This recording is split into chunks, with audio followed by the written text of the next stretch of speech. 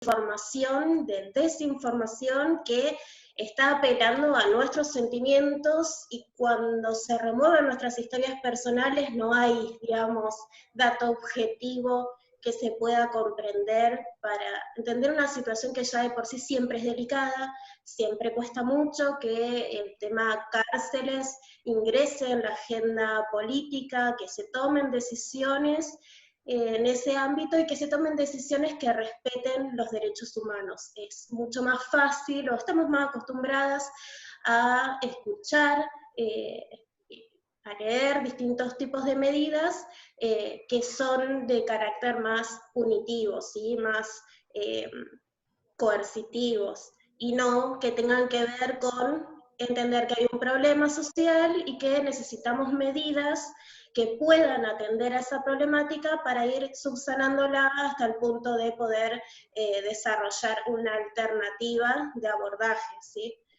¿Qué está pasando en las cárceles y qué va a pasar con los abusadores y femicidas presos? Bueno, a ver, lo que pasó es que a raíz de esta pandemia que estamos viviendo, ¿sí?, de coronavirus, la Organización Mundial de la Salud hizo distintas recomendaciones a los estados para abordar el tema, y una de esas recomendaciones fue que tengan a bien, de alguna manera, despoblar las cárceles. ¿Por qué? Porque es un foco de transmisión imparable del virus si llega a entrar ahí. Y lo que pasó es que entró en algunas cárceles, ¿sí? Entonces, esto lo que hizo fue que las personas privadas de su libertad realmente se sientan atemorizadas, como estamos todos nosotros, todas nosotras, con esta situación, con el riesgo a poder contagiarse, sumado a que ya no podrían ver a sus familias y demás, porque todo lo que es libertades transitorias o visitas y este tipo de cosas se cortaron, ¿sí? Entonces, como todos nosotros y todas nosotras están en medio de toda esta conmoción que estamos viviendo. Entonces, lo que se hizo fue, teniendo en cuenta esta recomendación de la Organización Mundial de la Salud y que las personas privadas de su libertad estaban pidiendo ser oídas con el derecho que establece, que después se estableció, no me quiero enroscar. A ver, lo que hicieron los defensores de los presos en la provincia de Buenos Aires fue presentar un habeas corpus, ¿sí?, que es un recurso jurídico que lo que hace es apelar a la autoridad judicial para decir, de alguna manera, manifestar que hay personas que podrían estar en libertad y que no lo están, ¿sí? Y entonces, para que se restituya esa libertad.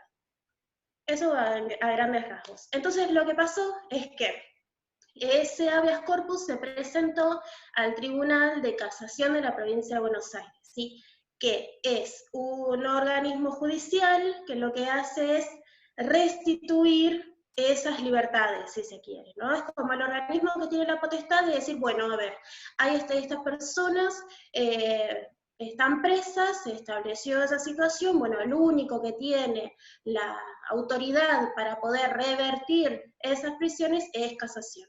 Por eso es el juez Violini el que sacó el fallo, que lo que hace es recomendarle a los tribunales, a los juzgados, a los jueces, en las distintas instancias, que tengan a bien morigerar, ¿sí?, las penas para poder otorgar estas prisiones domiciliarias. Así que no es libertad, no es dejarlos en libertad o perdonar esas penas, esos castigos, si se quiere, que se han establecido por la ley, sino que lo cumplan en el domicilio.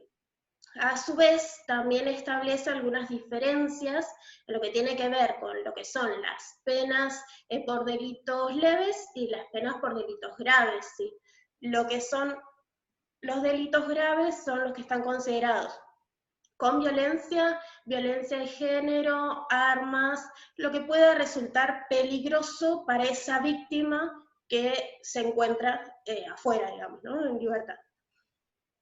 A ver, es muy claro, digamos, el escenario, si lo vemos, es muy claro. A ver, si tenemos unas prisiones llenas de personas hacinadas, donde no hay buena alimentación, donde no hay higiene, donde el vínculo cercano es, digamos, 10 personas amontonadas, digo, bueno, claramente no hay posibilidad de distanciamiento social en esa situación. Entonces, lo que establece para las penas graves es que, como no pueden salir, lo que se tiene que hacer es aislarlos dentro de la prisión. Para poder aislar a una persona necesitas lugar donde hacerlo. Entonces, si se puede hacer la prisión domiciliaria para las personas con delitos leves, lo que se hace es liberar espacio en la cárcel, reducir las posibilidades de contagio y tener espacio para aislar a las personas que no pueden ser otorgadas la prisión domiciliaria.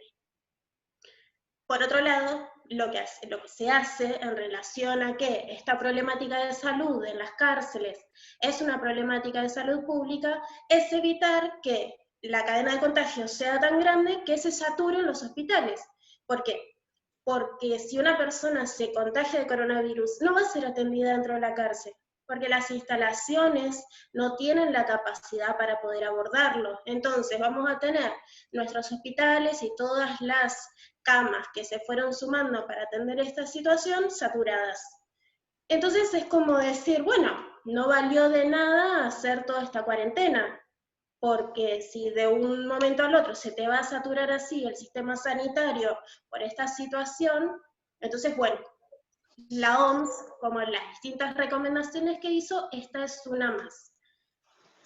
El tema es que es una más que no es cualquier recomendación. ¿Por qué? Porque no se dirige a una población que normalmente se la considere como bien, qué bien esta gente. Entonces, ahí viene todo el alboroto y esta saturación de noticias que básicamente están sacando lo peor de nosotros, a mi parecer. Si de un momento al otro nos levantamos y nos vemos bombardeadas todo el tiempo por las noticias que dicen liberaron a un violador y fue a violar otra vez a la víctima, qué sé yo, bueno, todo tiene que ver con violencia de género, además, que es un tema tan sensible que tanto nos ha organizado y que nos impulsa a luchar y que de golpe veas que te están liberando a todos los violadores y digo, no, bueno, es un montón, realmente es perverso lo que se está haciendo y no está tan apegado a la realidad. Han salido ya una serie de notas, ¿sí?, que dan cuenta que muchos de los casos de personas que fueron liberadas por violación o abuso y demás, no fueron en el marco de las liberaciones de las prisiones domiciliarias por el coronavirus, ¿sí?, sino que eran personas que previamente habían sido liberadas. Entonces, bueno, a ver, todas sabemos que cuando hay un delito, se otorga una pena, se cumple la pena, en el mejor de los casos, y luego esa persona es restituida a su libertad, porque no se puede tener a una persona privada de la libertad cuando ya cumplió esa condena que la ley le otorgó, ¿sí? Entonces, estas personas que cometieron delitos de índole de violencia de género en este marco, no necesariamente fueron las que se les otorgó la prisión domiciliaria. ¿Sí? Eso me parece que tiene que quedar como muy claro, porque si no es como, bueno, están liberando a los violadores y lo que están haciendo es volver a violar, y con la excusa del coronavirus. No, bueno, no es así. En todo caso, hay que cuestionar qué pasó, que estas personas reciben quizás una pena baja, o por ejemplo hubo un fallo en octubre que fue, bueno, bastante cuestionado y se liberó un violador y demás, o se están también las personas, los represores, ¿sí?, que están por causas de lesa humanidad, que están recibiendo algún tipo de beneficio y que ya que siempre quieren, digamos, los grupos concentrados de poder otorgarles beneficio a esta gente, ¿no? No es novedad. Pero bueno, nada, esto me parece como muy importante que tengamos en cuenta que no es que se usa de excusa la situación del coronavirus para liberar presos. A ver, todas las recomendaciones que se están haciendo son difíciles para todos de poder sostenerlas, incorporarlas a nuestras rutinas y a nuestras vidas como las conocíamos. Bueno, esta es otra y es compleja, pero tiene que ver con que si no, no vale de nada todo el esfuerzo que hicimos si en las cárceles se va a propagar el virus y se va a saturar el sistema sanitario. Bueno, después por otro lado está, no, esto sí, además, les quería agregar. Hay algunos casos que efectivamente sí fueron otorgadas las prisiones domiciliarias a un que otro abusador, digamos. Lo que dice el fallo es que en el caso de pretender otorgar este beneficio a una persona de estas características, lo que hay que hacer es avisar a la víctima y establecer una mesa de diálogo con la víctima y preservar la salud mental de la persona. Entonces, si eso no se puede hacer, no se debería liberar. Eso es lo que dicen, entre otras cosas, las recomendaciones de este fallo, ¿sí? de casación. Después, cada juez lo que hace es definir, o sea, porque tiene el acceso a los casos en particular, es contemplar el caso y definir si es posible o no acceder a esta situación, a este beneficio. Lo que está pasando es que hay muchos jueces que no están teniendo en cuenta esto. Lo que prevé el fallo también es que si los jueces, digamos, actúan de mala forma, no teniendo en cuenta estas situaciones, tienen, digamos, penas asociadas y la posibilidad del juicio político también. Entonces, lo que me parece es que la justicia, todas sabemos que responde a ciertos intereses y que tenemos que poder cuestionar o pensar y hacerle preguntas a las decisiones que están tomando, ¿sí? Porque, a ver, si vos tenés un fallo bien claro que te dice lo que podés hacer y lo que no podés hacer, y haces igual lo que no podés hacer, bueno, hay algunos intereses que se están jugando ahí. Y si encima, y acá más mi opinión, y si encima esto se atribuye a el gobierno, como decir, bueno, a ver, el presidente quiere liberar a todos los presos y encima los presos están haciendo esto, y pobre las víctimas, digo, es utilizar nuestra emocionalidad en pos de los intereses de estas personas que lo que hacen es seguir, digamos, reproduciendo la rosca política y la competencia por el poder, que es lo que hacen siempre, de diferentes formas, pero ahora lo que están haciendo es utilizar lo que a nosotras nos pasa, nuestras historias, nuestras luchas en pos de sus objetivos. Entonces la verdad es que más que perverso, realmente no sé cómo calificar esta situación. Así que bueno, en realidad es un poco esto el pantallazo de lo que está pasando. Después, por ahí podemos nombrar lo que pasó en la cárcel de Devoto como un centro de la cuestión, pero sucedió en varios penales. Básicamente lo que sucede siempre es que a las personas privadas de la libertad nadie las escucha. Por más que tengan reclamos legítimos que hacer o informar de diversas situaciones a la justicia. Entonces, una de las formas, y nosotros la conocemos bien, de ser escuchados es poner el cuerpo, manifestarse y hacerse ver. Cuando no te quieren escuchar, te haces ver e instalás una discusión. Bueno, es lo que hicieron ellos en este caso. Y bueno, nada, es como un ejemplo de cómo pudieron hacer para meter presión, si se quiere, para que esta situación sea escuchada. El problema es siempre cómo nos enteramos de lo que sucede. quiénes son los que nos transmiten la información y qué intereses se les juega a la hora de decir una cosa y cómo decirlo.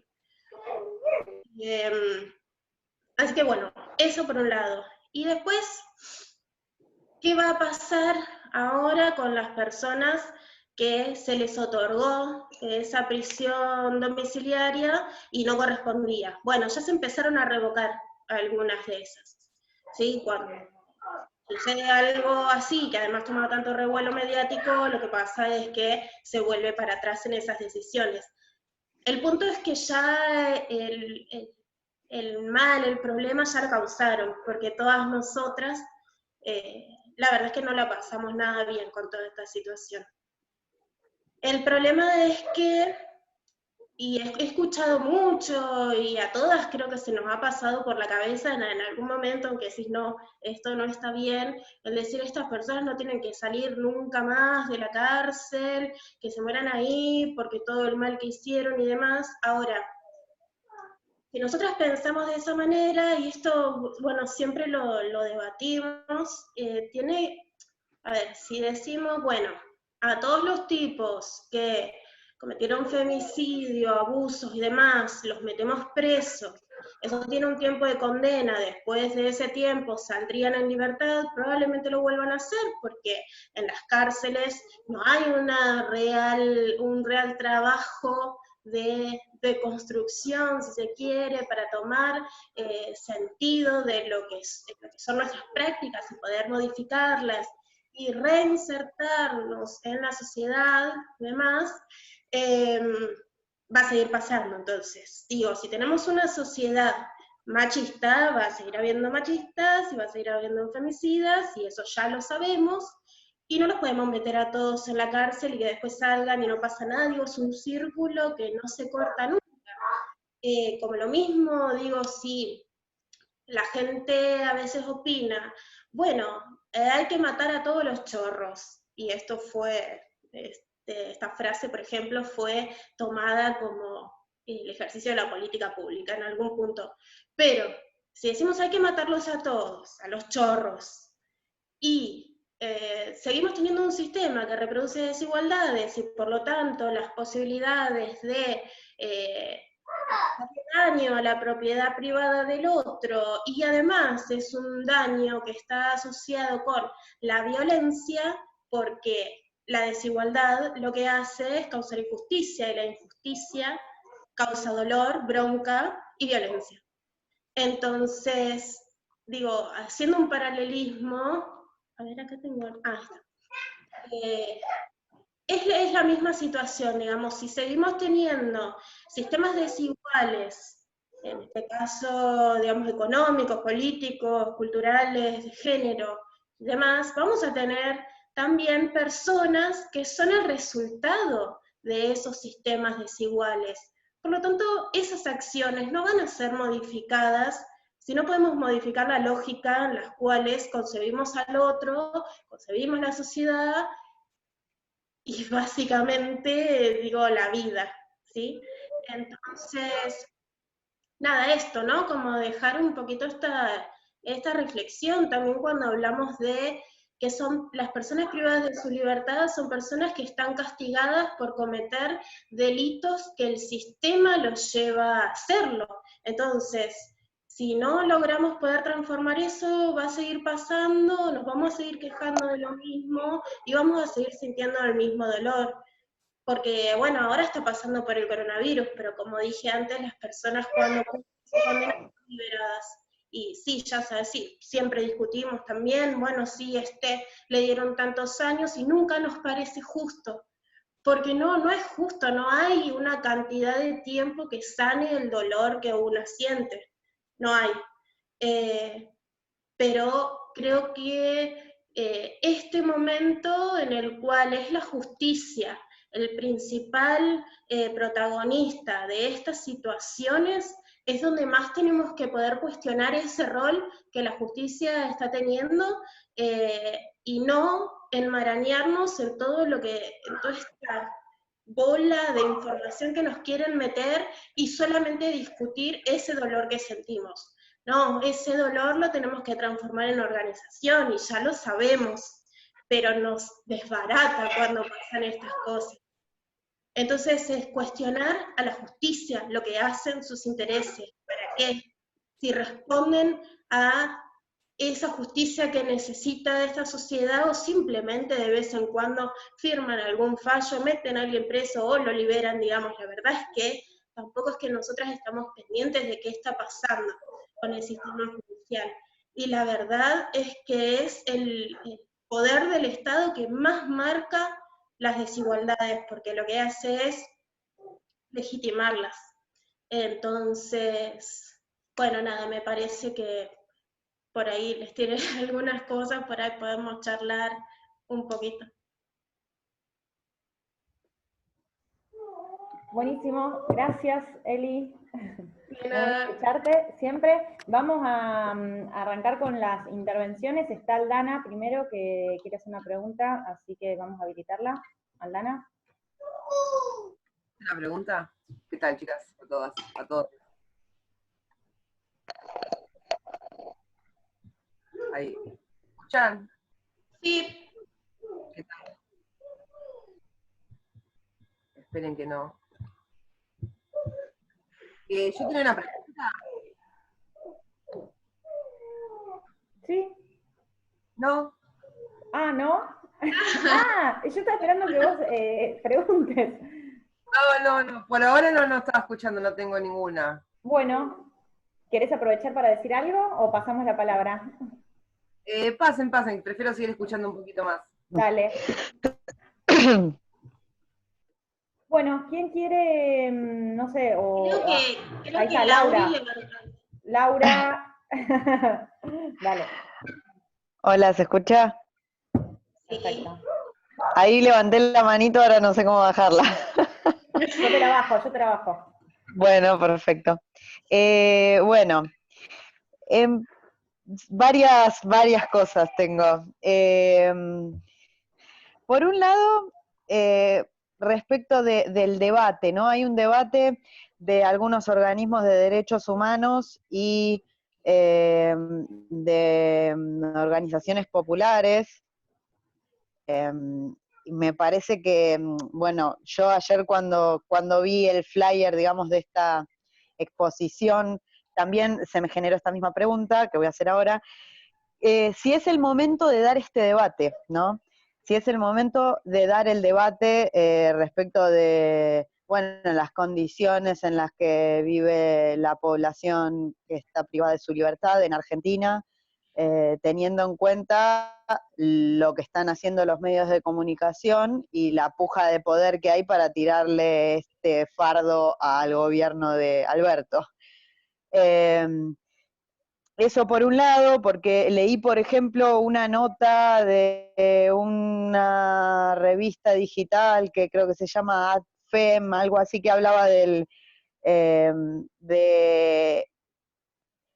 el feminismo popular respecto de esta, una postura del feminismo popular respecto a esta discusión. Y a veces, bueno, por ejemplo, en esa nota, una cosa que se planteaba era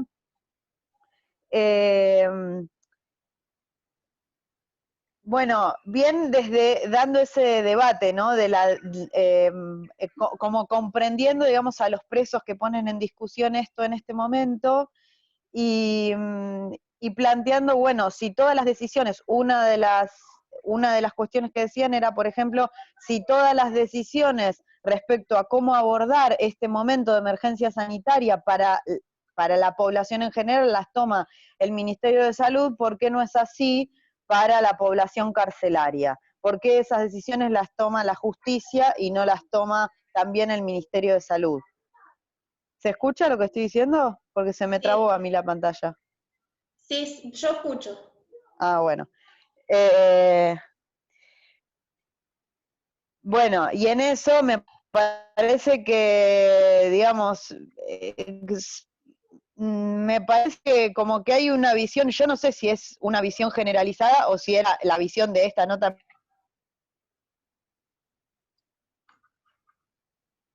Ahora sí se trabó. Sí. Ahí para Lauri. Ahí está, dale, seguí. Ahí estoy. ¿Se escuchó que hasta dónde llegué? Si era solamente de una mirada de esa nota, o era algo más general esa postura. Ah, sí, sí. Bueno, digo esto, si no sé si una postura así, digamos, tan comprensiva respecto de la población carcelaria es la visión que hay general desde los movimientos populares, o si es algo particular y cuál es la visión, bueno, que hay en este grupo de las que estamos acá, que somos las que podemos hablar en este momento.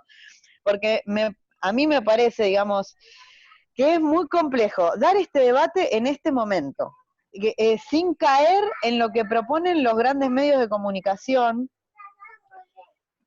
Y por otro lado, si no corremos el riesgo muchas veces, dando estos debates, desde un lugar, digamos, de querer luchar por la dignidad humana, de poner a todos en el mismo lugar, digo, como seres humanos, que hay contradicciones, digo, yo también las tengo, pero si no es un riesgo a veces de poner a todos en un lugar de victimización cuando no todos lo somos. Recién Eli decía, por ejemplo, cometen delitos que el sistema conlleva a hacerlos, a que lo hagan esos delitos. Digo, bueno, siempre creo que no es así, porque si siempre somos víctimas de un sistema, entonces va a ser muy difícil que podamos cambiar algunas cuestiones. Pienso que no siempre, digo, muchas cosas seguramente sí, pero no siempre, digo, no cualquier pobre por ser pobre comete delitos, digo, desde un robo, un abuso, una violación, no, o sea, creo que a veces corremos ese riesgo de victimizar a toda la población que está en un lugar, digamos, privados de su libertad, en un lugar vulnerable. Bueno, probablemente desde nuestra sensibilidad y nuestro deseo de justicia, me parece que a veces se corre ese riesgo. Bueno, más o menos eso. Ah, y después quería agregar una cosa más también, respecto a la sugerencia que entendí que lo hizo la Organización Mundial de la Salud, digamos, una sugerencia general a todos los países del mundo en el marco de esta pandemia que se está viviendo. Digo, bueno, también no es lo mismo cualquier país, ¿no? Al que se le propone, bueno, no es liberar, dar prisiones domiciliarias y demás. En Argentina pienso que tenemos algunas particularidades, por ejemplo, en los barrios, en muchos barrios populares, en donde es muy difícil también pensar en que cada familia pueda hacer la cuarentena al interior de su hogar. Se propuso otro objetivo, que es que haya una cuarentena al interior del barrio, ¿no? Que la gente, bueno, se pueda mover en el barrio, pero no salir del barrio. Entonces digo, y esto, digo, si a la gente de los barrios humildes no la llevan a vivir a otro lado para que estén, para que no esté, para evitar el hacinamiento con el que viven cotidianamente, entonces, ¿por qué nos parece que está bien que se haga en las cárceles? Bueno, varias cosas, no sé, opinen y vamos viendo. Buenísimo, bien, sí, está muy bueno que planteas. Ahora, bueno, irán retomando y después le vamos a dar la palabra a Eli de vuelta, pero bueno, vos, Eli, anotando lo que quieras retomar. Le vamos a dar ahora la palabra a Ailem, ahí ya tenés el audio. Hola, ¿me escuchan? Sí. Bueno, de lo que dijo la compañera de dar el debate, yo creo que el debate se da cuando sucede. O sea, si buscamos el momento perfecto para dar un debate, a veces no va a ser nunca, y creo que entonces nunca se llega a una profundidad, porque siempre estamos como teniendo esos cuidados. Y después, yo lo que le quería preguntar a Eli es, ¿qué se consideran delitos leves y cuáles graves? Y como ejemplos o algo así, porque pienso que la población carcelaria no es homogénea, entonces nos pasa esto, cuando escuchamos en las noticias que se libera o se le da prisión domiciliaria a la gente de las cárceles, pensamos, liberan un violador, entonces como entender bien, como con claridad. En un momento ella dijo, está claro en el fallo y después, bueno, puede ser que los jueces lo implementen mal. Bueno, eso quisiera, como que quede más claro a quiénes iría esta medida. Y después, no sé, pensar, porque para mí no es lo mismo, o sea, no es lo mismo una persona que robó un chino y está presa por eso que un violento. Yo sí quisiera que el violento esté preso para siempre, digamos, más allá de que se pueda o no, quizás ese es otro debate, pero coincido en parte con lo que decía recién Laura de no revictimizar o no victimizar y justificar con la cuestión social las acciones. Yo creo que a veces en el caso de la violencia no tiene que ver con el castigo, sino con que la persona esté encerrada para que no siga perpetuando esa violencia y que la víctima o las posibles víctimas estén resguardadas. No lo pienso desde el castigo. Y pienso, vuelvo a repetir, que este debate se da porque surgió y que está bien, porque si no la población carcelaria nunca va a estar como, o sea, como prioridad, justamente porque para la sociedad está vista como lo peor, digamos, como bueno, algo habrán hecho, si cayó ahí, por algo es, entonces se merece, digamos, dejar de tener esos derechos humanos porque hizo algo para perderlos, bueno, todo un montón de presupuestos que habría que ver si estamos de acuerdo o no. Yo pienso que quizás una de las cuestiones sobre esto de si dar el debate o no tiene que ver con en qué situación. O sea, me parece que si, no sé, con mis amigas o en grupos de debate político podemos tener un discurso, y si salgo a comprar y escucho una vecina que está diciendo algo como relacionando este fallo con el gobierno y demás, puedo tener otro discurso, ¿no? Me parece que no hace falta tener el mismo discurso en todos los ámbitos. Entonces, nada, eso, como que podemos tener opiniones diferentes para diferentes circunstancias y depende de la profundidad del debate que vayamos a dar. Sí me parece que es un discurso válido como cuál es el imaginario social de la población carcelaria, si eso es así o no, cómo contribuyen los medios a ese imaginario y qué podemos hacer nosotras desde o nosotres desde nuestro rol, si circular mejor información, si dar debates o no, en qué contextos, cómo. Para mí mucho tiene que ver con esto de la información.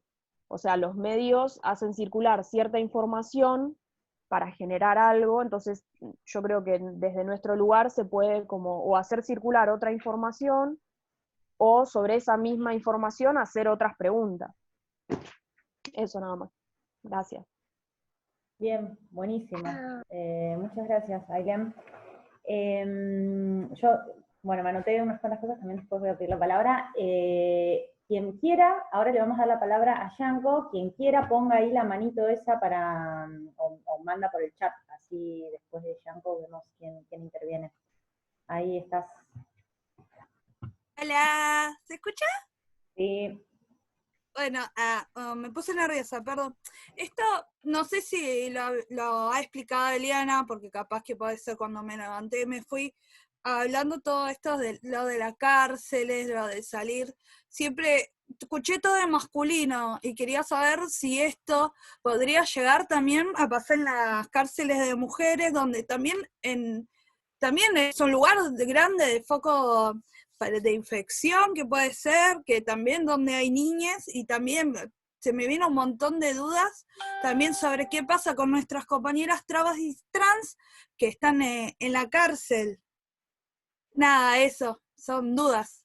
No tengo nada más para decir. Perdón por tan poco. No, muchas gracias, está muy bien la pregunta. No tengo manitos. ¿Alguien quiere hablar? ¿No? Fer, Jackie, ahí está, ahora sí, Aldana. Vamos. Ahí está. ¿Qué tal? Bueno, anoté algunas cositas acá. Bueno, en relación a la pregunta que hizo recién acá la compañera, también adhiero, digo, siempre lo que escuchamos tanto en los debates, digo, las lecturas online, siempre dirigidas hacia la población carcelaria de varones, de mujeres también no se dice nada, solamente leí una nota, pero digamos así como muy esporádica, muy alejada, digamos como que no está en el primer plano cuando uno ingresa a la red social, digamos, cárcel de mujer no, siempre como que es la población de varones. Así que está buena porque tampoco nunca escuché esa pregunta en ningún grupo, en ningún nada, digamos, así que me pareció genial. Después, en cuanto a esto del debate, digamos, a feminismo y coronavirus, a mí me parece que el debate, digo, feminista, que sabemos que es el debate, digamos, por la lucha de la igualdad de condiciones, nunca está de más, siempre es bienvenido, más en estos casos que estamos, creo que, atemorizadas por el hecho de que pueda llegar a salir un violador, ¿no? Un violento, un asesino. También es un tema muy delicado para nosotras, digo, nosotras mujeres, por el hecho de que se nos juega mucho lo subjetivo acá. Se nos juega muchísimo lo subjetivo, porque si te dicen sale, no sé, sale un violín y queremos salir a prender fuego a todo, qué sé yo. Pero sí, bueno, adhiero a lo que dijo Eliana al principio, de que, digamos, lo que habló en cuanto a las víctimas, digo, víctimas me estoy refiriendo a la población carcelaria, digamos, víctimas de políticas neoliberales. Para mí, como dijeron ahí dos compañeras, o una, ya no me acuerdo, lo que habían dicho que, como esto de victimizar, yo no lo veo como digamos, como que Liliana por ahí, digamos, hizo como una cierta, o la sociedad, o nosotros, o algunos, hacemos como una victimización, en cuanto, digamos, cuando nos referimos a que los que están detenidos son, digamos, víctimas de políticas neoliberales. No lo veo como que lo estemos victimizando, si es que lo dijeron así, si no entendí mal, sino que, digamos, estamos como intentar, digamos, dar cuenta de por qué, digamos, esto de decir que la sociedad empuja, digamos, a que cometan delitos. De repente por ahí está detenido una persona que vendió, no sé, una rueda de un auto, digo, pero no sé, digo, hay demanda, hay oferta, no es que, digamos, responsabilizar únicamente al que vaya y chorea la rueda del auto, digo. Detrás de eso está la persona que prefiere pagar, no sé, 2 lucas una rueda, no tengo idea de auto, digo, puse por poner, digo, 2 lucas la rueda de un auto, en vez de pagar la 8 en, no sé, en una concesionaria, digo. Entonces también está esto de la responsabilidad, digamos, civil de cada uno, digo, porque salen a reclamar una cosa, pero, digamos, atacan, digamos, a quien utilizan, digamos, como mano de obra clandestina. Por eso digo, no siento que sea una victimización, sino, digamos, como intentar dar una vuelta de rosca a todo esto y ver dónde está la raíz del problema, digo. Son muchos derechos que se viven vulnerando desde siempre, y bueno, siempre cae, digamos, el estereotipo, ¿no? Siempre está la teoría de etiquetamiento ahí presente, y bueno, una cosa, a ustedes párenme porque yo capaz que hablo y empiezo, y por ahí empiezo, ¿viste?, a mezclar cosas.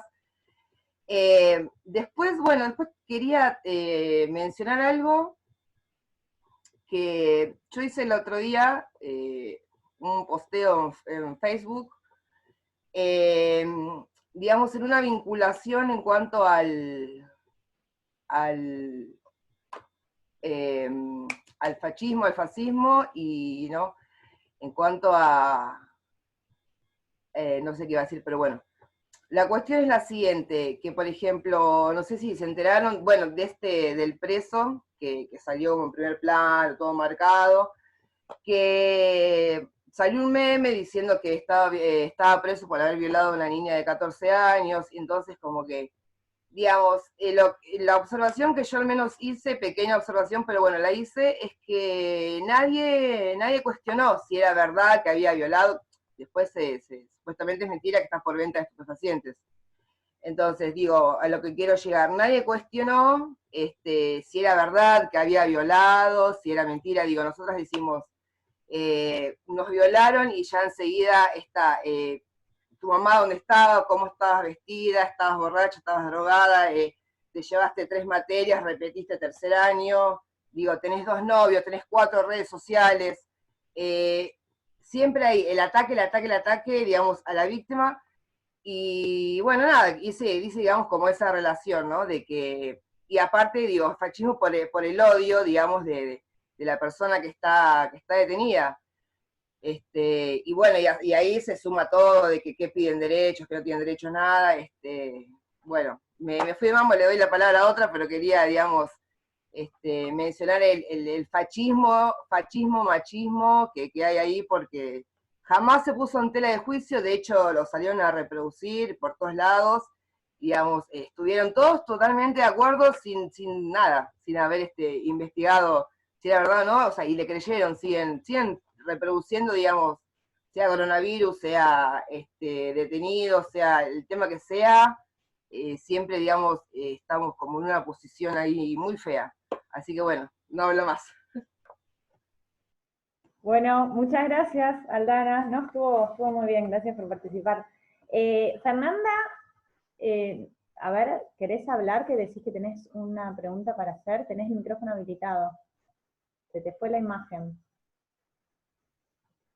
No sé si habrá... Ahí está, Fer. ¿Escuchás, Fer? Ah, no se te escucha. Bueno, si querés, mandá la pregunta por el chat, así se la pasamos a Eli. ¿Dale? ¿Alguien más quiere pedir la palabra?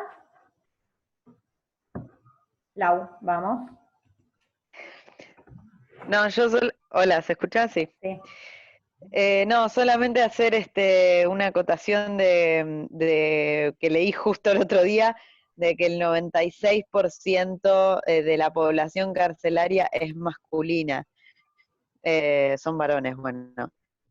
Eso, como comentario para tener en cuenta nomás por esto que salió también de que siempre aparecen en primer plano y más allá de las cuestiones que pienso que siempre hay asociadas a una imagen, digamos, de un varón y todo, pero bueno, me parece que es un dato significativo también que el 6% de la población carcelaria sean mujeres de tantos miles que tenemos en Argentina. Sí, totalmente de acuerdo.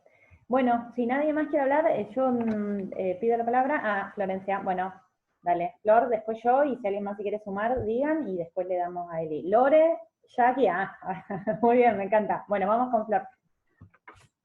Bueno, no, en base a lo que estuvieron hablando las compañeras, me surge la necesidad de expresar que tampoco desde los feminismos nos podemos hacer cargo de analizar cada caso de los que están en la cárcel, si es justo o si no es justo. Obviamente nos interesa que las compañeras que están en cana por haber defendido su vida obtengan la libertad, pero son casos no únicos, pero no tan comunes.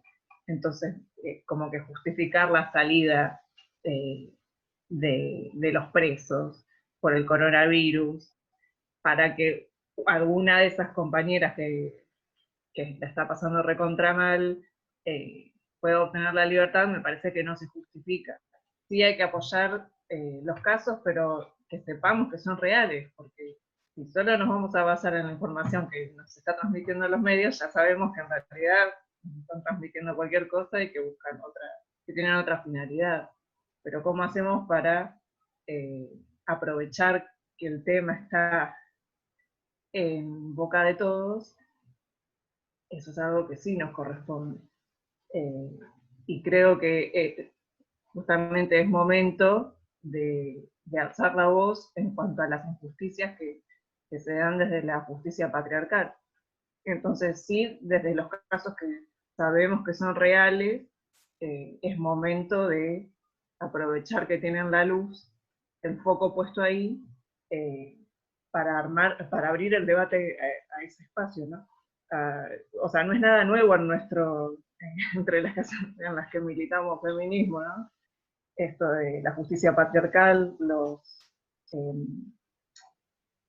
las condenas que son injustas, o sea, de pocos años, o todo lo que se tarda para conseguir que metan a un tipo en cana, ya sea violador o que haya intentado matar a una mujer, los casos de las compañeras travestis que están en cana y también te metes a leer el expediente y resulta que hay cosas que no cierran y que te das cuenta que no deberían estar privadas de la libertad.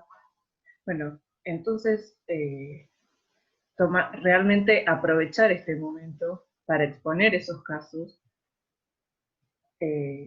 pero mi duda es cómo lo hacemos, cómo saber que es un caso real y poner el foco completamente en el Poder Judicial. Que quede bien en claro que no estamos en contra del presidente o del intendente o lo que sea, porque cada uno trata de tirarlo para ese lado, pero sí dejar bien claro quién es el responsable de que salgan a la calle, no a la calle, pero que estén cómodos en sus casas. O sea, porque si les das la prisión domiciliaria, en realidad lo que les estás dando es ponerlos al mismo nivel que cualquiera de nosotros. Yo estoy embarazada, hace un montón que no salgo de mi casa, y digo, bueno, entonces, o sea, tengo las mismas garantías que tiene un preso, me parece bárbaro, pero no está cumpliendo una condena. Eso no es cumplir una condena. ¿Dónde está? ¿En qué va a ayudar a las sociedades? Él se va a mejorar por estar con su familia, va a ser mejor persona, no va a salir, va a dejar de robar o de matar o de lo que sea. Bueno, nada, pensamiento. ¿Listo, Flor? Sí. Bueno, buenísimo, muchas gracias. Le habilito el micrófono a Lore y después a Jackie. Dale, Lore. Hola, buenas tardes, chicas. ¿Cómo les va, chiques? Bueno, con respecto a la compañera, si el debate es el momento del debate, yo creería que el debate debería ser permanente, y ahí va la crítica a todas las organizaciones sociales, a los movimientos políticos, bueno, al sector político, que solamente hablamos de los presos o de la situación carcelaria cuando hay un motín, cuando suceden estas cosas. Pero después, durante todo el año, nos olvidamos de esa situación, de la situación en la que viven, bueno, muchos presos y presas. Por otro lado, con respecto a las mujeres presas, solamente se vio una nota que presentaron, bueno, las que vi, por ejemplo, en Mendoza, presentaron desde el Borbollón. Se solicita salir las salidas domiciliarias a mujeres embarazadas y a las que tienen alguna afección, alguna enfermedad. Y ahora sí está en el plano la huelga de las presas por Nahir Galarza, pero lo traen como algo payasesco, como algo muy de circo.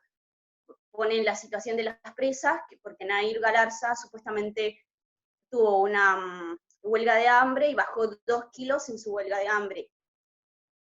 Eso es algo absurdo, a lo cual hay que criticar muchísimo a los medios, cuando siguen victimizándonos a las mujeres, sigue la justicia patriarcal, sigue la justicia machista, y eso. Y con el tema de los presos, como les decía, que nosotros debería ser un debate permanente durante todo el año. Hay quizás no todos los presos son llevados o sea, están adentro por la sociedad, pero sí hay muchos, por ejemplo, por consumo, que o sea, ¿cómo podría decirles? Las adicciones conllevan muchísimo y eso no lo tratamos. desde el sistema de salud.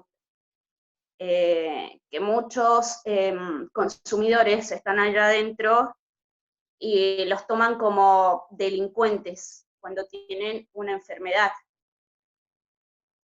Y también, bueno, ¿qué se debería hacer en este momento por la organización, o sea, por que la Organización Mundial de la Salud nos aconsejó liberar la domiciliaria de los presos?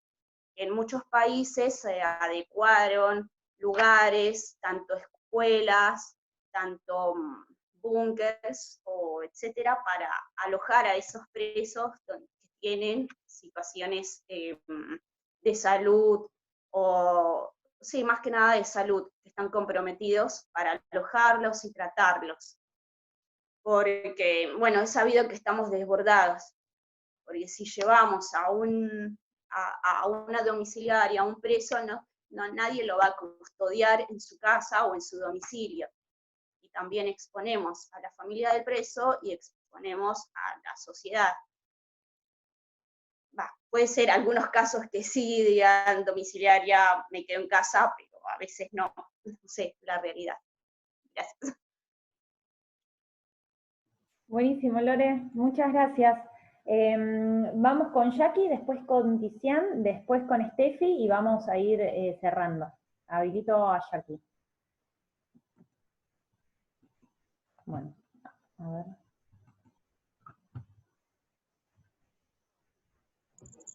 Ahí está. Mucho no entiendo. Bueno, hola a todos.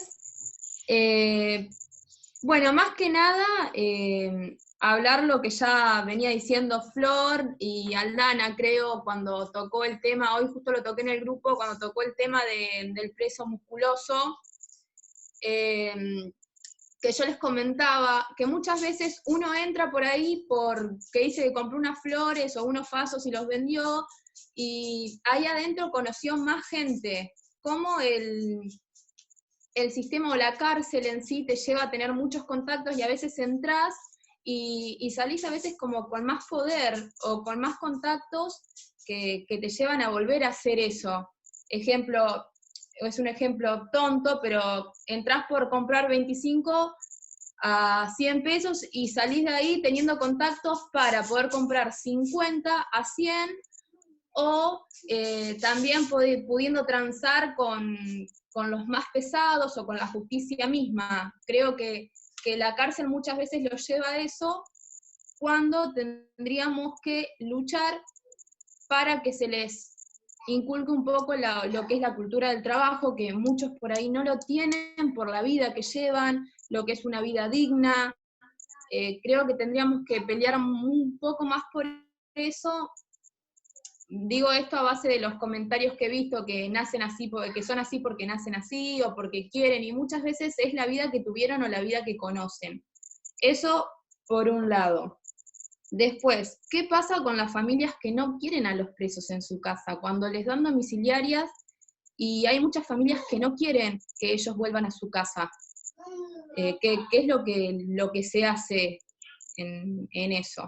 Y la tercera pregunta que tengo es si, no sé, por ahí es una pregunta tonta, pero ¿qué es lo que recomiendan o lo que les parece a ustedes que podamos hacer como acompañantes?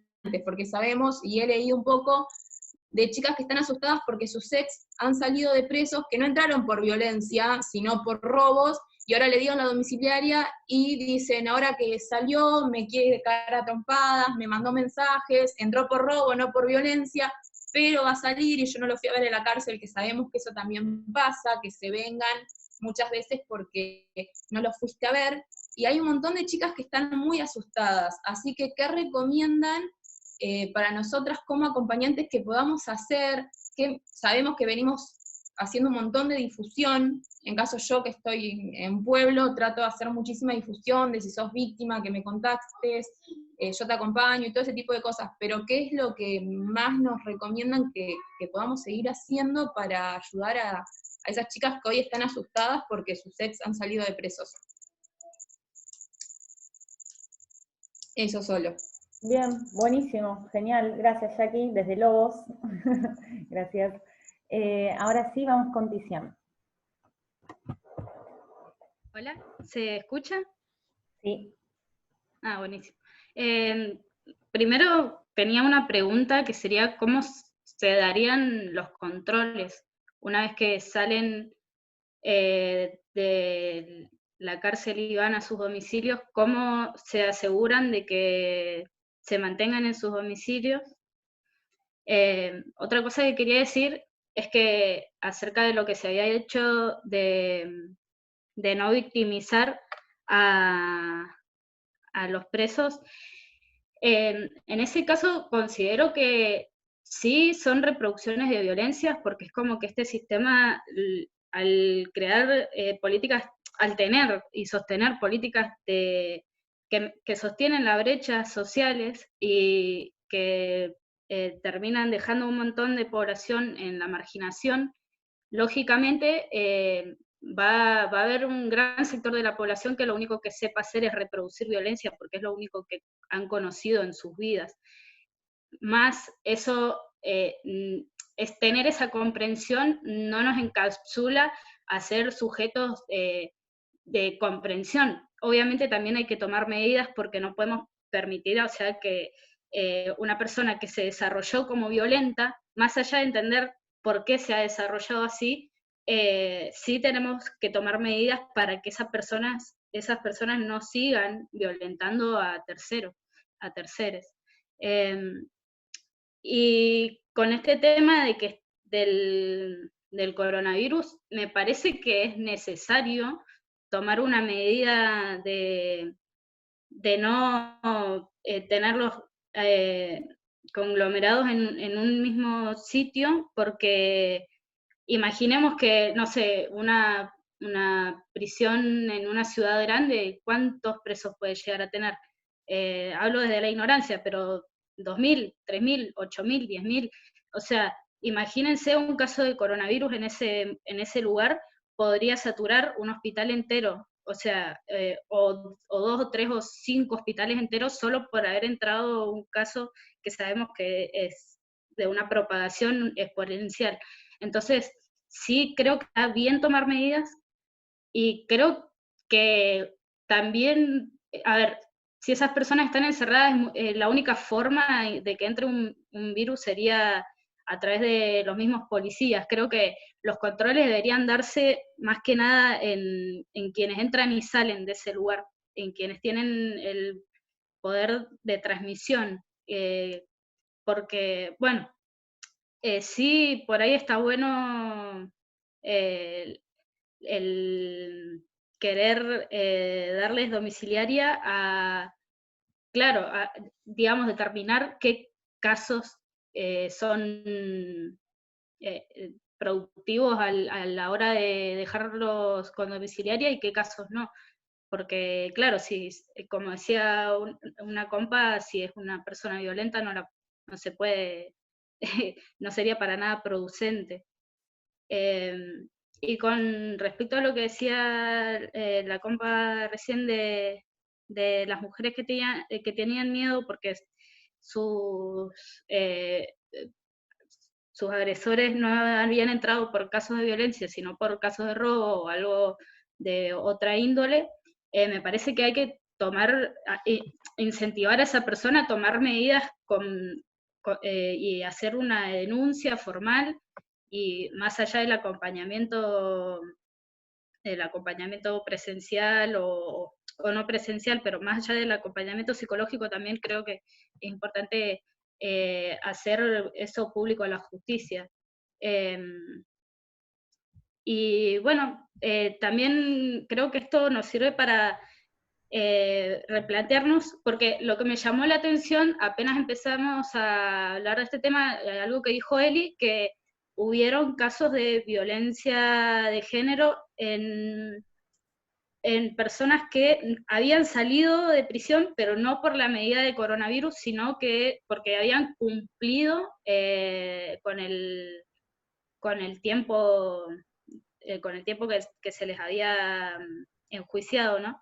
Y eso creo que está bueno plantearnos en qué se basa, en los fallos que tiene el sistema judicial actual, en el sentido de que la cárcel estaría reformando a la gente o la estaría poniendo en penitencia, porque ¿qué busca la prisión? Porque buscamos encerrarlos un ratito para darles un castigo, o buscamos que realmente se vuelvan sujetos que respeten.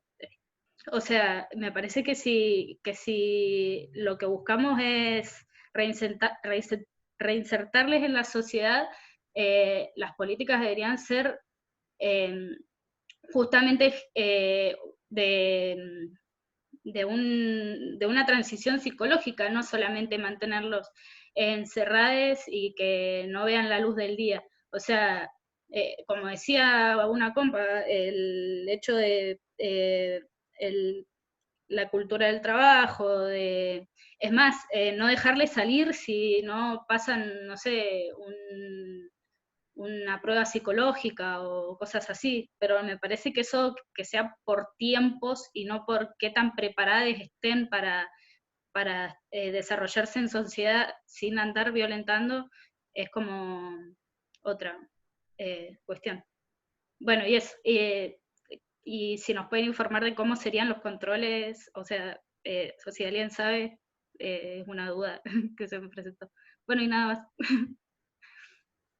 Buenísimo, muchas gracias. Está bárbaro todas las preguntas que haces, que habilitan también, ¿no? Pensar algunas otras alternativas para todo esto. Está muy bueno.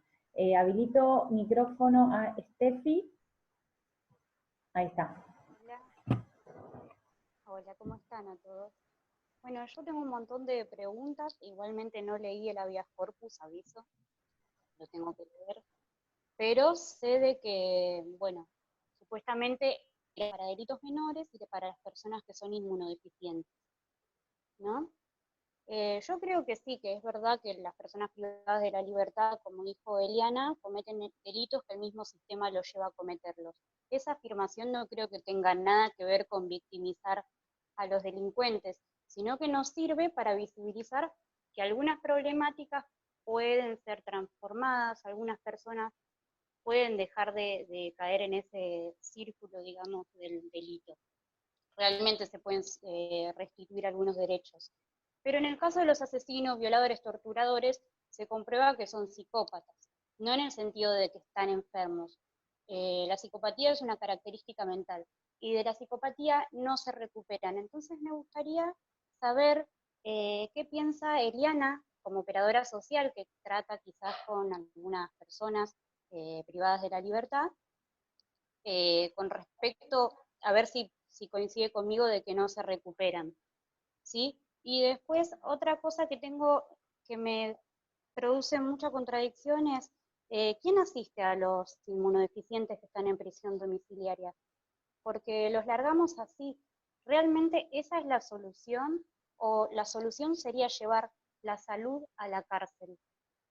Porque quizás lo que nos tenemos que plantear como pregunta es cómo se tiene que reestructurar el sistema penal para que estos derechos sean restituidos tanto para la gente que está privada de la libertad como para las personas que no y que están tratando de protegerse. Después, ¿quién protege a las víctimas de delitos graves? Esa es otra pregunta, y me gustó una pregunta de una compañera que dijo, ¿cómo podemos ayudar desde nuestro lugar, ¿no?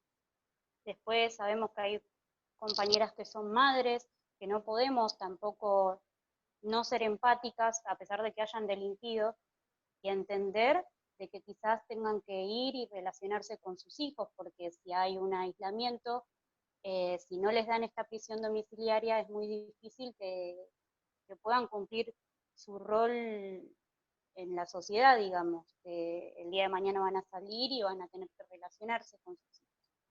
Y nada, son más que nada preguntas. Bueno, después otra cosa, por último, así no la hago tan larga. Yo me siento como con una contradicción muy grande, ¿no? Porque me siento como en el medio. No quiero caer en un discurso fascista ni tampoco en un discurso súper así como protector. Entonces, ¿cómo podemos hacerle entender a esta gente que tiene discursos súper fascistas, ¿no? Sin que nos consideren inocentes, ingenuos, porque es muy difícil. ¿Con qué palabras desde el sentido común podemos hablar con nuestras abuelas, nuestros tíos, nuestros amigos? Esto para Eliana o para las que quieran quizás dar algún aporte de alguna conversación que hayan tenido con alguien, alguna buena experiencia de reflexión. Bueno, listo. Ya era eso. Bien, está buenísimo. Sí, gracias. Tenemos que ir cerrando, vamos a darle la palabra a Eliana y bueno, y como siempre igual, cuando son, o la intención de nuestros encuentros siempre son abrir más preguntas y poder pensar más, digo, no pretendíamos solucionar todos los problemas con esta charla, sino al contrario, sí ayudarnos colectivamente a hacernos nuevas preguntas y a pensar nuevas estrategias, así que de eso se trata. Vamos a darle la palabra a Eli. Se hicieron un montón de aportes y de preguntas súper interesantes, no sé, a ver cómo vos las recuperarás. Pero bueno, también quedamos a disposición para futuros debates. Así que, bueno, agradecerles. Paso habilito a Eli. Ahí está. Bueno, primero decirles que me encantó todos los aportes, excelentes. Voy a empezar, bueno, voy a responder una que otra cosa que pueda aportar. La verdad que en lo que no sé, les voy a decir sinceramente, no es mi especialidad, no les puedo aportar en eso, pero sí podemos comprometernos todos a buscar esa información y poder compartirla. Me quedaba pensando en esta, que de las últimas, cómo hacerle entender al otro, ¿no? Te encontrás con alguien que te está con este discurso súper facho, de no, tienen que morirse, que se en la cárcel y demás. Y me parece que hay personas, o sea, nosotros siempre intentamos sembrar los debates y poder aclarar cosas, y en la medida en que podamos hacerlo, lo hacemos porque creemos, estamos convencidas de que esa es la forma de poder construir con el otro y transformar los pensamientos.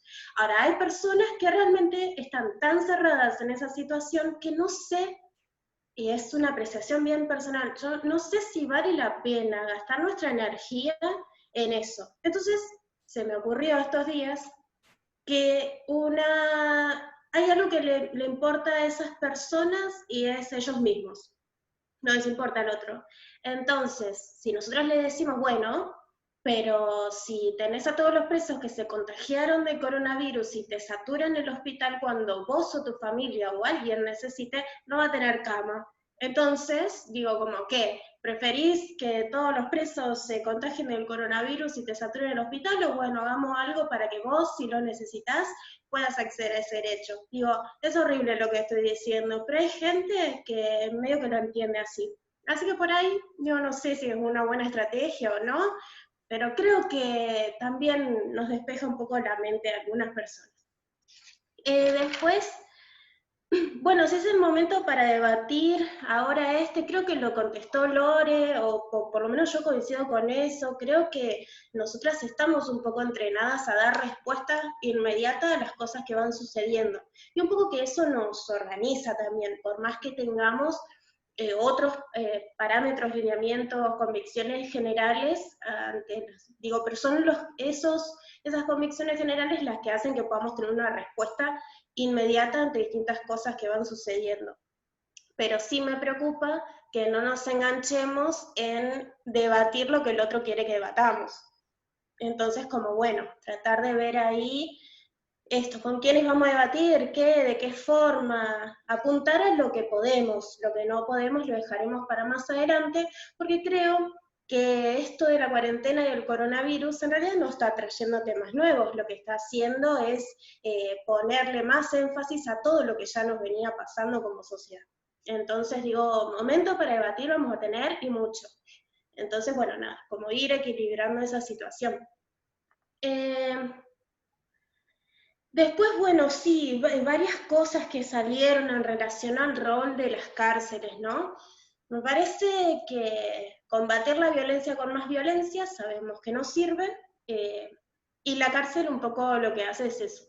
Entonces, ya de por sí es un dispositivo que no funciona para nadie. Digo, ni para las personas que están por robo, ni para las de violencia de género, ni, no sé, para cualquiera, que esté por cualquier delito, y la verdad que no sirve.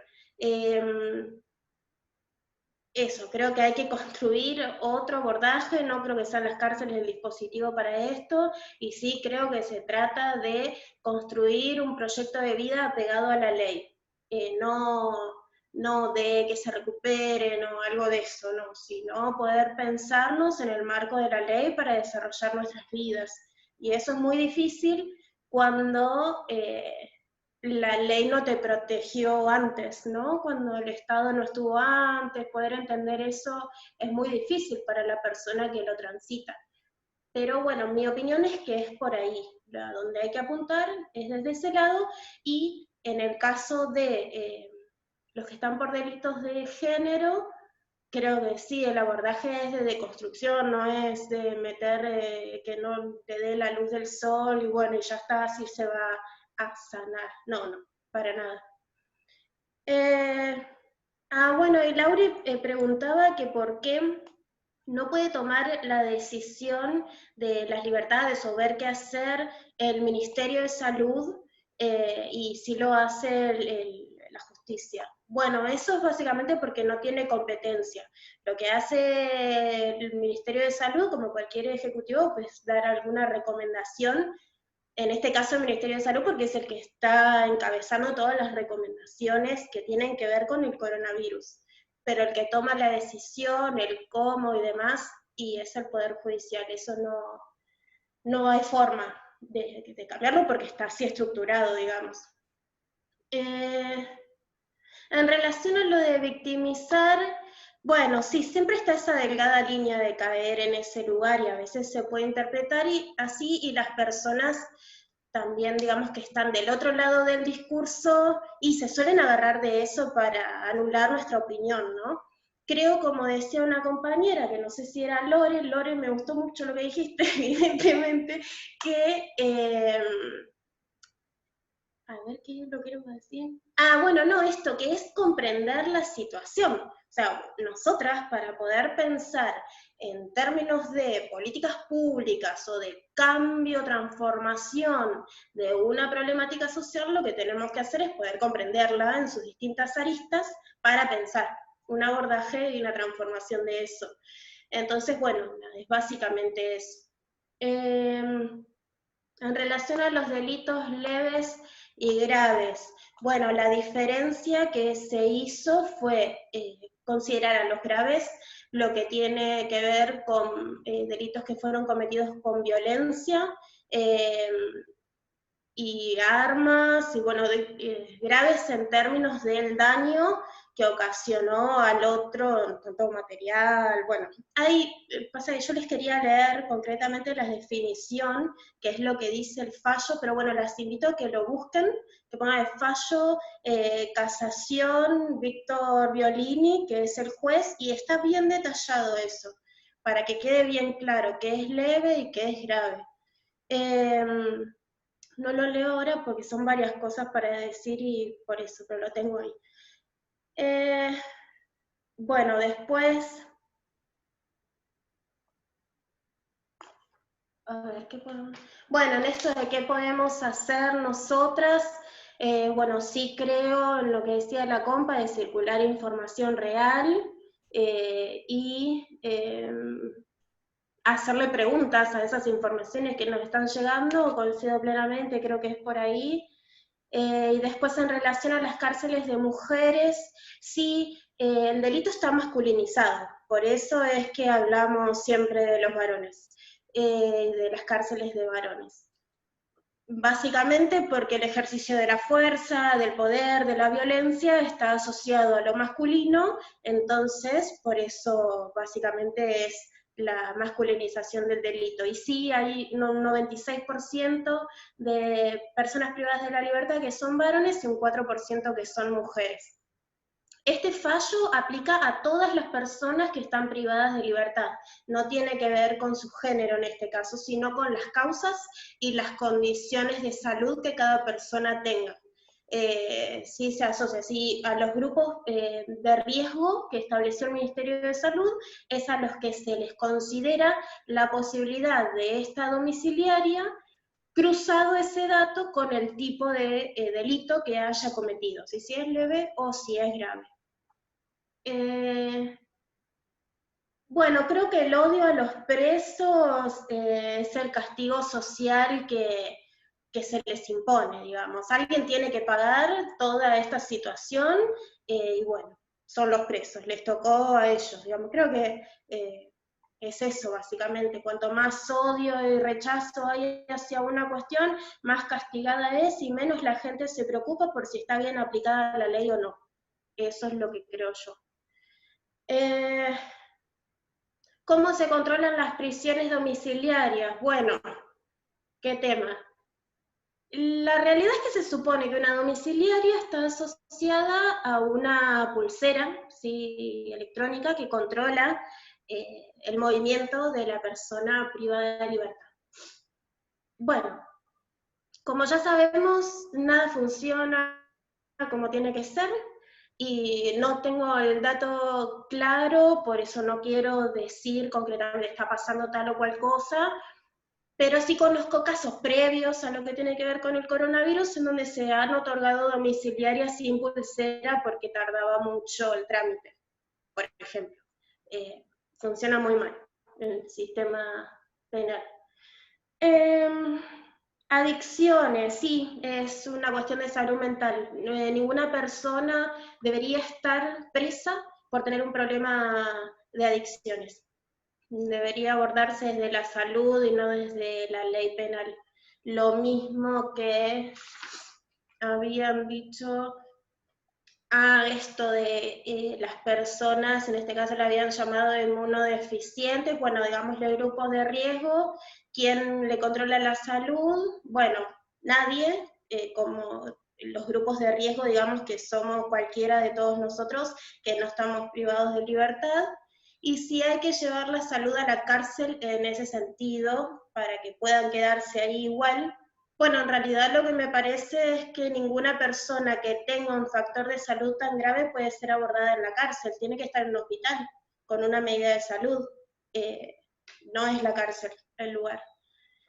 Esta pregunta, si coincido en que las personas que tienen problemas de salud mental no se recuperan de esa situación y entonces pueden delinquir por ese motivo.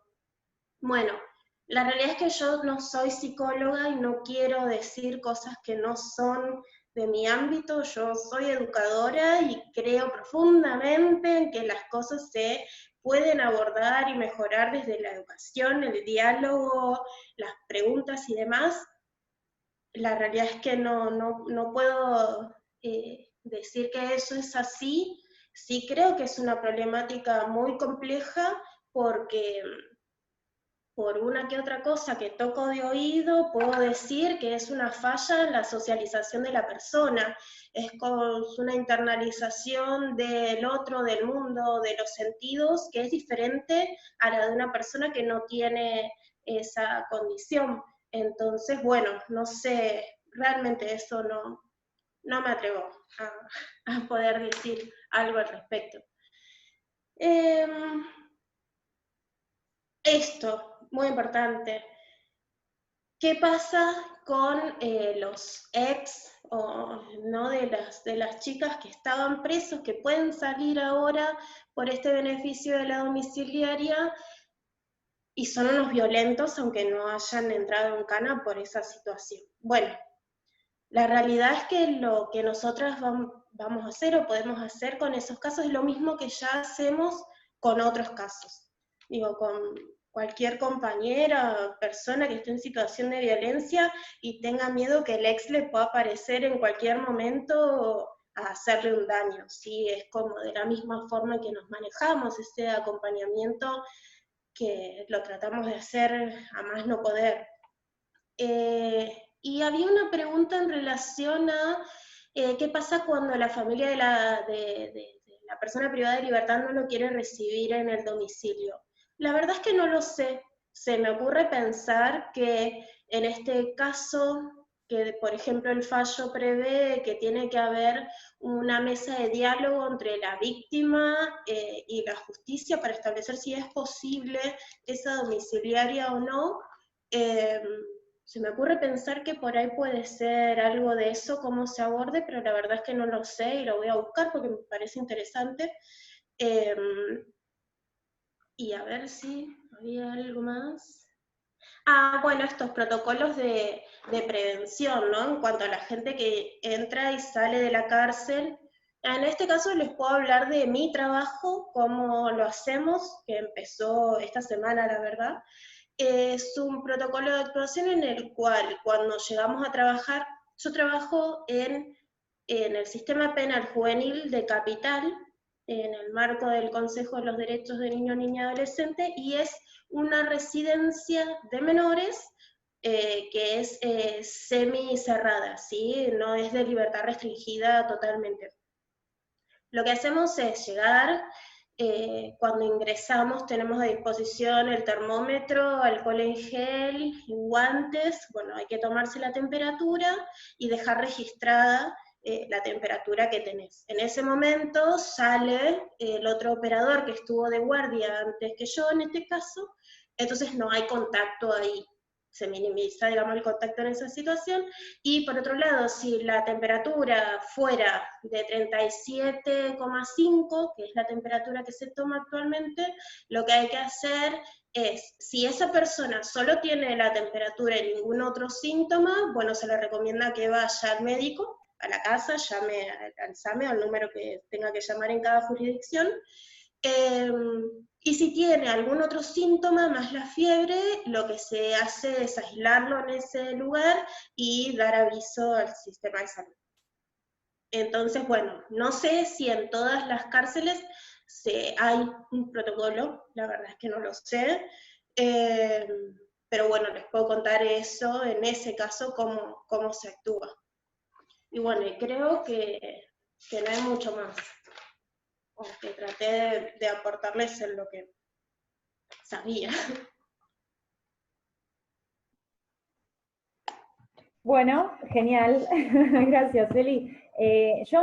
Tenemos que ir cerrando realmente, ahí piden más otra reunión o una ronda de intervención de vuelta, pero realmente tenemos que ir cerrando, pero sí desde el Facebook, desde el Instagram de Marea, entonces seguramente vamos a estar comunicando algún próximo encuentro, ahí también en el chat dejé mi celular para quienes no estamos en contacto y quieren escribirme, y también vemos por ahí alternativas para seguir el debate, que está buenísimo. Yo me noté un montón de cosas también para retomar que me gustaría charlar, así que agradecerles en serio por estar acá compartiendo y aprendiendo juntos.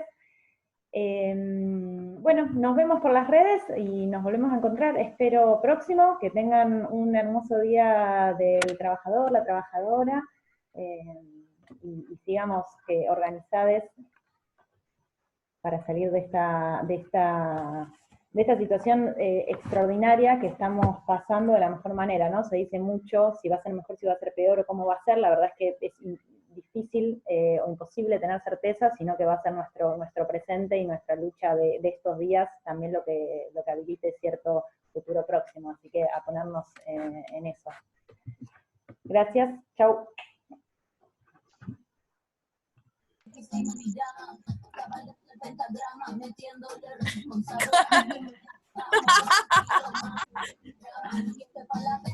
Mi perra casi me